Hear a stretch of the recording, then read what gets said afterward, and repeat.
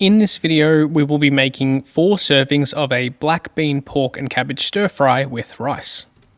The first step is to prepare the pork. Here I have 500 grams of pork loin with the fat trimmed. You can also use a different cut of pork, such as tenderloin if you like. Slice the pork against the grain into thin pieces so it stays tender. Once all the pork is sliced, place it into a bowl and add the following: 1 tablespoon of corn flour or cornstarch, 1 teaspoon of white sugar, half a teaspoon of bicarb or baking soda, a pinch of Chinese 5-spice powder, 2 tablespoons of soy sauce, and 1 tablespoon of Shaoxing cooking wine. Mix all of this together, being quite rough. We want to mix until most of the liquid has been absorbed, which took me about 1 minute or so. Once mixed, place this in the fridge until we are ready for cooking. Next, let's prepare our vegetables. Today I am using green cabbage. I have a bunch of cabbage here which is mostly already in pieces because I had to cut parts off the very inner part of the cabbage. Although this is probably equivalent to around 3 or 4 outer cabbage leaves for reference. The exact cutting method here isn't all that important, just try to get it into pieces that are of similar size and shape to the pork. I just needed to cut some of the larger leaves and break up the rest with my hands. Once all the cabbage is cut, put it into a bowl and set it aside until ready for cooking. Now let's prepare our aromatics. First I have 4 cloves of garlic which just need to be roughly minced. I find the easiest way to do this is to smash each clove with the side of my knife and roughly chop it. Then give all the garlic another rough chop through until it is fine enough. It doesn't have to be super fine for this dish, just a rough mince will do. Once chopped, add to a bowl. And importantly for this dish, we also have black beans. I believe these are salted and fermented black soybeans, which you can usually find at an Asian supermarket. I used half a tablespoon of black beans for this recipe, but you can use more if you want. Although just be aware that they are very strong in flavour. These need to be briefly rinsed with water before use. Then add them to the same bowl as the garlic. Now we just need to mash the beans with the garlic a little to break them up. Once completed, set the aromatics aside until ready for cooking. By the way, you don't need to use black beans for this stir fry, it will still be delicious, it just won't be black bean sauce. And lastly, let's prepare our sauce. To a bowl add 1 tablespoon of corn flour or cornstarch, 2 teaspoons of white sugar, 1 teaspoon of chicken stock powder, half a teaspoon of white pepper, 2 tablespoons of soy sauce, 1 tablespoon of Shaoxing cooking wine, 1 tablespoon of oyster sauce, 1 teaspoon of dark soy sauce, and half a cup of water. Or you can use chicken stock instead of water, but just don't add the chicken stock powder.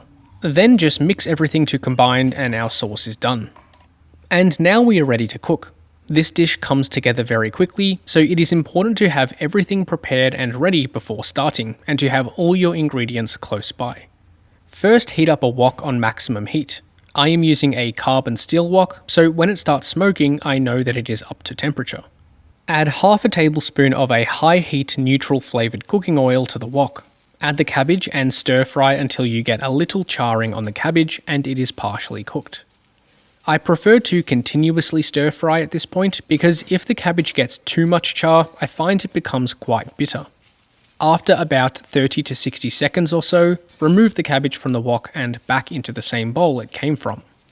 Heat the wok back up to temperature on maximum heat and add another 1 tablespoon of oil. Add the marinated pork and spread it out in a single layer. This time we want the pork to stay in contact with the wok without stirring for about a minute or 2 to get a good sear. Once you think you have got good browning on the bottom, stir the pork and let it sit again for another 1 to 2 minutes.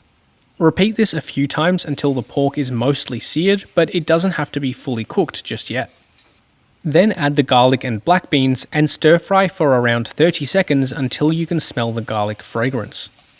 And now we can add the sauce. Just make sure to stir the sauce before you add it because the corn flour will probably have set at the bottom of the bowl.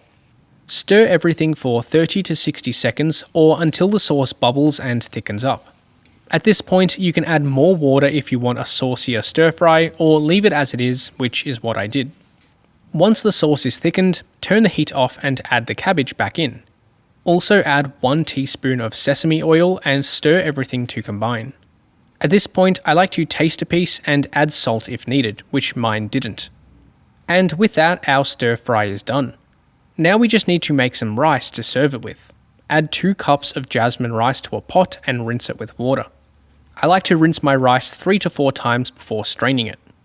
Add the strained rice back to the pot with 2 1/4 cups of water. I also like to add a pinch of salt to my rice, but that is optional. Bring the rice to a boil on high heat with the lid off. Once it comes to a boil, put the lid on and turn the heat to the lowest setting. Let this cook for 12 minutes. After 12 minutes, turn the heat off but leave the lid on for another 10 minutes. And after 10 minutes, we should have some perfectly cooked rice. Evenly distribute the rice between 4 containers on one side and the stir fry on the other side. These are 1 litre containers for reference. Allow them to cool for at least 10 minutes before putting the lids on and storing them in the fridge for up to around 1 week. To serve, just heat it in the microwave and it is ready to eat. Each serving ended up being 580 calories with 35 grams of protein, 86 grams of carbohydrate and 12 grams of fat.